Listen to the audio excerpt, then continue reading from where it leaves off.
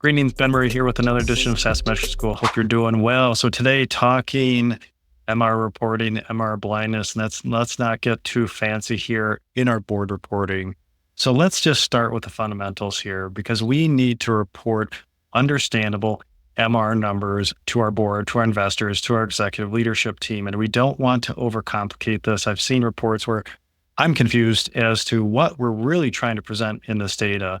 So we need to start with the fundamentals so it's easy and then build up from there if we're trying to get a little fancier, a little more sophisticated with our reporting. So what is CARR? So let's talk about CARR, MRR, Exit ARR. So we're not confused here when we're presenting MRR numbers. So first, well, let's start with MRR.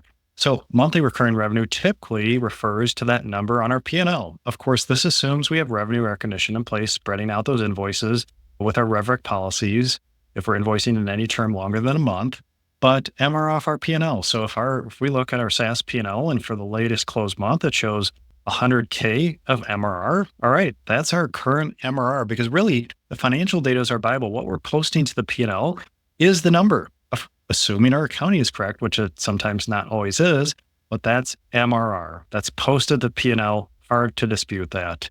Then we have Exit ARR.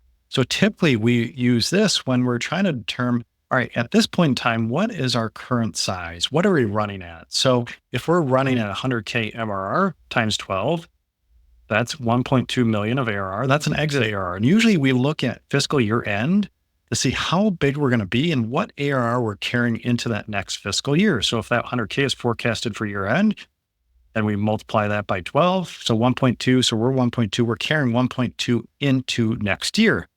Now, what's the layer on top of that? So we have CARR, contracted annual recurring revenue. So say we close out the year with 100K MRR, 1.2 ARR, we're bringing that into the next year. But let's say we just signed a bunch of bookings on December 15th.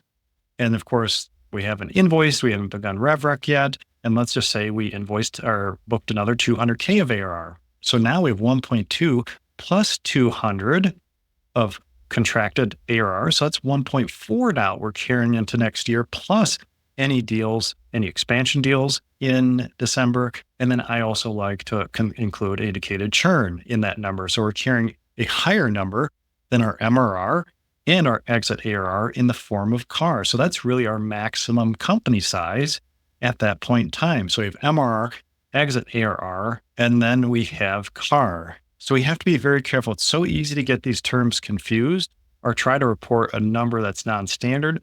And then we're just scratching our heads. What really is that number? So I think it's always good to show MRR trends, or you can annualize that, show ARR trends by month. So we know, right, that's coming off our P&L.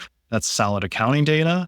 And then we can have that backlog of software that we've executed in the form of CARR to then make that number bigger, or in between is our exit ARR number. So build MRR to exit ARR to CARR if we're trying to show things that just have not pushed into our P&L yet, so we don't confuse our board, our ELT, our investors, and any potential investors, because this should be pretty standard reporting that we have good accounting in place, good bookings data in place to produce these numbers, so we're not confusing in our data and in our reporting.